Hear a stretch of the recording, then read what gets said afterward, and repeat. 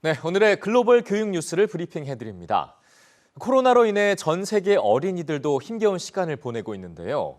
위기 대응 과정에서 아이들을 가장 우선시해야 하는 이유는 무엇인지 짚어보겠습니다. 또 코로나 집단 감염을 막아내고 있는 미국 대학들의 사례도 함께 살펴보죠. 이상미 기자 나와 있습니다. 어서 오시죠. 안녕하세요. 네.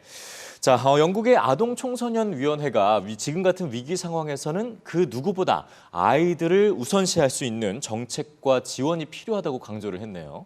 네, 영국도 최근 코로나19 확진자가 다시 급격하게 늘어나면서 비상이 걸렸는데요. 예. 영국의 아동청소년위원회는 위기 상황에서는 아이들을 가장 우선시하는 정책과 지원이 필요하다고 밝혔습니다. 예. 지난주 영국 BBC 방송에서 보도한 내용 같이 보시겠습니다. 먼저 위원회는 위기에 특히 취약한 아이들에게 주목했는데요.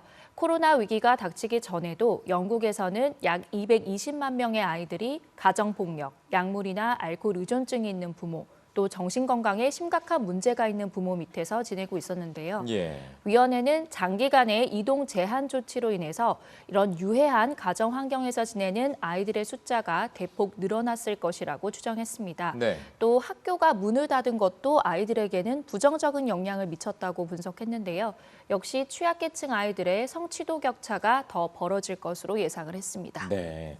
그런 만큼 또 청소년위원회가 이 아이들을 지원할 수 있는 방안들을 정부에 직접 요구하기도 했는데요. 몇 가지 좀 소개를 해주시죠. 네, 먼저 이동 제한 조치를 하더라도 학교가 가장 마지막에 닫고 가장 먼저 열어야 되는 곳이라고 강조를 했습니다. 예. 그만큼 학교가 중요하다는 뜻이고요.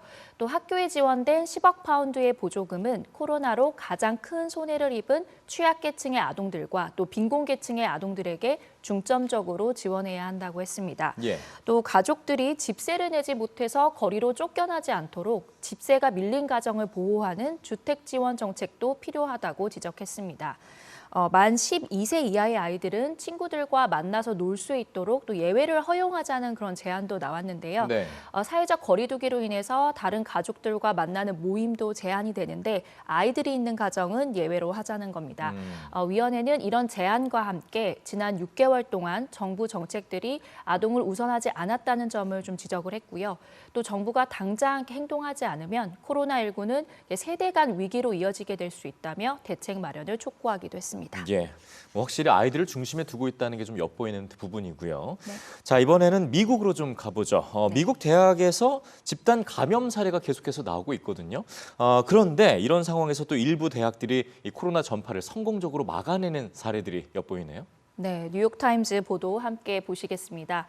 미국 대학들의 3분의 1 이상이 올해 가을 학기에는 학생들이 캠퍼스로 돌아오도록 했는데요. 예. 근데 학교 문을 열자마자 집단 감염 사례가 이어지면서 확진자가 폭발적으로 늘고 있습니다. 그런데 일부 대학들은 이런 위기 상황에서도 성공적으로 바이러스 전파를 차단하고 있는 것으로 알려졌습니다. 네. 전문가들이 이들 대학의 몇 가지 공통점을 좀 찾아냈는데요. 일단 작은 타운에 위치하고 있고요.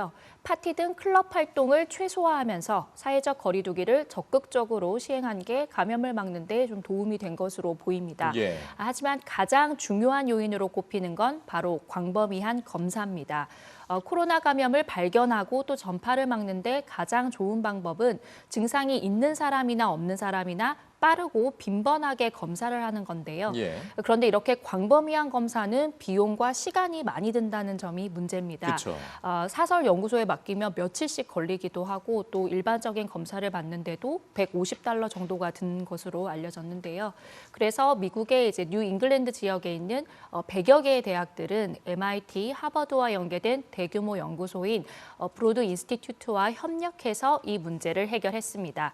이 연구소에 맡기면 하루 만에 결과가 나오고 또 비용도 $20에서 $30 정도로 적게 드는데요. 예. 덕분에 미국 메인주에 위치한 콜비 대학교는 학교로 돌아오는 모든 학생들을 전수검사할 수 있었습니다.